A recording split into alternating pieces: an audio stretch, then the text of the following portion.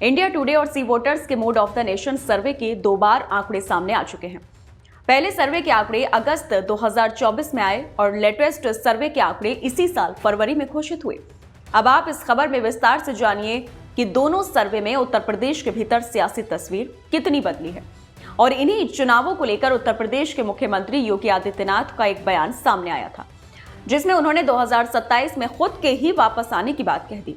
तो क्या योगी आदित्यनाथ महाकुंभ के जरिए यूपी की सियासत बदलने की तैयारी कर रहे हैं?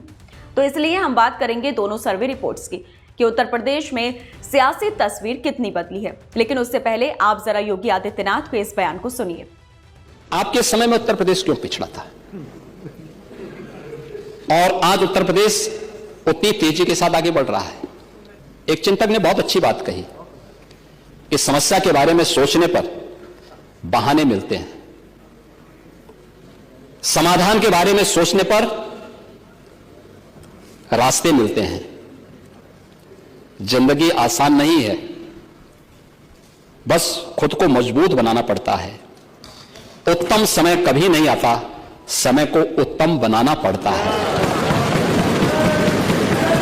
और डबल इंजन की सरकार ने समय को उत्तम बनाया है। हां, इसीलिए कह रहे हैं ना, क्योंकि इसीलिए तो 5 साल सफलतापूर्वक चलाने के बाद भी फिर से थंबिंग मेजॉरिटी के साथ आए हैं और 27 में फिर से आएंगे।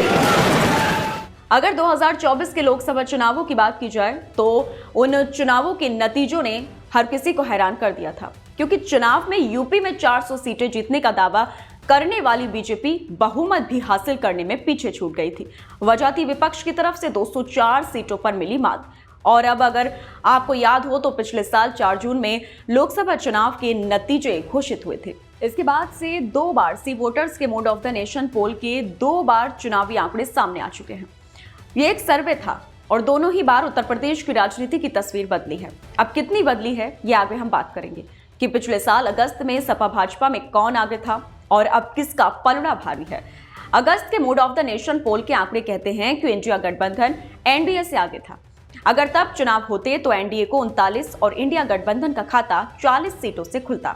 मतलब यहां 1 सीट की बढ़त इंडिया गठबंधन को मिल जाती, ऐसी संभावना जताई गई थी। और एनडीए में भाजपा को 35, वहीं अपना दल को 2, इसके अलावा रालोद के खाते में भी 2 सीटें जाने का अनुमान लगाया गया था। वहीं इंडिया गठबंधन में सपा को 34 और कांग्रेस को 6 सीटें मिलने की बात भी कही गई थी। अब इन सभी अनुमानों के मुताबिक आज कौन आगे है, ये बड़ा सवाल है। और इस सवाल के जवाब में मूड ऑफ द नेशन सर्वे के आंकड़े कह रहे हैं कि उत्तर प्रदेश में अगर आज चुनाव हुए तो एनडीए गठबंधन इंडिया गठबंधन से आगे रहेगा। वहीं ताजा सर्वे में एनडीए को 43 से 45, जबकि इंडिया गठबंधन को 34 से 36 सीटें मिलने की संभावना है। इसी सर्वे के मुताबिक अगर आज चुनाव हुए तो यूपी में भाजपा 40 सीटें जीत सकती है। वहीं उसकी सहयोगी पार्टी अपना दल और रालोद मिलकर 4 सीटें जीत सकती हैं। और अगर बात विपक्षी पार्टी सपा की करें तो 30 सीटें सपा के खाते में जाने की उम्मीद जताई जा सकती थी। वहीं कांग्रेस 5 सीटों पर सिमट सकती थी। चलिए, हमने बात की मूड ऑफ द नेशन पोल के सर्वे के चुनावी आंकड़ों की। अब जरा ये भी जान लेते हैं कि इससे कितना नुकसान और कितना फायदा किसे हो सकता है। तो आपको बता दें कि लोकसभा चुनाव में सपा ने सबसे ज्यादा 37 सीटें जीती थी, लेकिन अब उसे 30 सीटें मिलने का अनुमान है। इस हिसाब से सपा के लिए 7 सीटों का नुकसान है। वहीं चुनाव में भाजपा ने 33 सीटें जीती थीं, लेकिन अब उसे 40 सीटें मिलने की बात की जा रही है। इस हिसाब से भाजपा को 7 सीटों का फायदा है। वहीं कांग्रेस ने 6 सीटें जीती थीं और अब उसके खाते में 5 सीटें जाती हुई बताई जा रही हैं। तो अब देखना यह है कि मूड ऑफ द नेशन पोल का सर्वे कितना सही साबित होता है और योगी आदित्यनाथ की बात कितनी सही होती है। ये तो 2027 के चुनावों पर निर्भर करता है।